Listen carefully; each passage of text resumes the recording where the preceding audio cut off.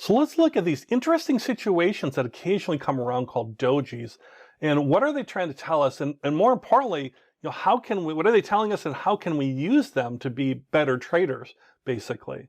So a doji is a situation where a candlestick has no real body or only a very small one. And the reason that happens is that the opening price and the closing price are at or very near the same level. So if you look at this graphic here on a typical candlestick, you see you have a pretty good sized body, real body, the rectangle part, with a wick at both the top and the bottom. And as you know from a previous lesson, those are called an upper shadow and a lower shadow. Now, if you look at these Doji candlesticks, one's got the open and close more towards the bottom, and not much of a candle body there. There is a body there, but it's like they're almost exactly the same price. You're not going to see that width of prices between the open and the close, because they're all close together. Same thing with the one on the right, the far right, where the price is opened high or higher, and then it closed high near the high as well too. So there's still a range. You can still see the vertical main line down the middle. There's still a long wick running through and affect the entire candlestick with a high upper shadow and a low lower shadow. But the doji is showing a very small candle itself, the body showing that the open and close are occurring near each other. And because that happens, we can learn things around that. Now, on its own, though, a doji doesn't tell you all that much just looking at it alone in space. Other than that, there's indecisiveness in the market, right? There's no clear highs or lows or, excuse me, and there's no clear opens and closes that where it's going up or down as far as that. And really where a doji gains its meaning is based on the bars preceding it. What is happening before it? Because a doji can help indicate that a transition may be coming and what type of transition depending on the type of doji. So think of that way. Don't think like, I see a doji, I do something. Think, I see a doji, I need to look backwards a little bit to see what might be happening next, and that'll help me with my trading decision. Do I buy? Do I sell? What do I do? So dojis, kind of work along with the other price bars. So a doji that occurs after a prolonged uptrend means buyers are coming in and there's been this long prolonged uptrend, the prices have been rising, and you start seeing a doji, that could mean that it's coming to an end of their buying or bullish enthusiasm as far as a doji occurring after a prolonged uptrend. That would be like a series of like white or green bars, for example, of candles, those candlesticks showing that. And that might be the end of that trend. And that's called a bearish doji star, right? Bull means things are going up, bearish means things are coming down. So we have this long uptrend, and so now we see dojis approaching or coming in that might show indecisiveness, and we might be ready to make a move now the opposite direction or down, thus a bearish doji star.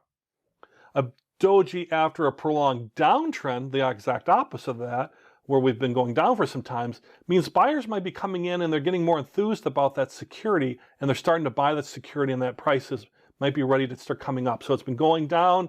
We've had a series of red bars. There's now a doji that might be appearing, showing some indecisiveness, maybe showing us that we're ready to make that turn and go back upwards. And that's called a bullish doji star. So you have bearish doji stars, bullish doji stars, acting in the opposite ways. But that's the idea of these doji candlesticks that could show, where these changes might be occurring. So what do we kind of learn from that if we think about it now a little bit closer? What we know is that a doji is kind of a transitional indicator. It's not a continuation indicator, a trend's going to continue. If anything, it's going to tell us that a transition may be coming. That the trend, whether it's going up or down, is going to change. So if you're investing, let's say along a certain trend, let's say a buying trend, you want the prices to go up and you start seeing a doji, then you might say, it might be time for me to get out and sell because that upward trend might be willing to change. Again, they could be up or down, depends on the way the trend is going. And then the stronger the previous trend, the more likely that the doji is actually going to correctly signal a change. So if it's not a very strong trend, kind of in and out, it's not that strong a trend, the doji might not be as impactful. But if you've had a long, real strong bull upward trend and you see a doji, there's a very higher chance that the doji will be correct, signaling that change and transition. Again, nothing's perfect, but it's something you definitely want to be aware of and maybe adjust your trading based on that. And then lastly, in the next lesson we're going to learn about, there are certain doji shapes actually that have extra meaning. So we know a doji is going to be a transitional indicator and the trend might change. Stronger the trend, a real good chance is going to change. But then how that doji looks could provide us even more meaning. So that's coming up in the next lesson around Doji candlesticks. Oh, in our previous example too, where we saw actually a couple dojis back to back, did it signal that there was going to be a change in trend? Well, not really that much, because the trend before it was not really fully formed. It was not a strong trend. You saw our trend was really a couple, days of pricing. There was a big, down day with that big high volume you see over there on the left-hand side. So maybe there wasn't a big strong trend leading up to that. And if we look back a little bit further on the right-hand side, you can see before had a real narrow trading range, up and down, kind of following this narrow channel. Then it started to go up a little bit. Dojis appeared. Was it going to go back down? We were watching for it. As it turned out, it didn't really make a transition, but it was something to be aware of. And then that trend actually continued. So if I was looking at this on the right-hand side, I'd say, okay, we started to trend up. A couple dojis appeared. I was watching it.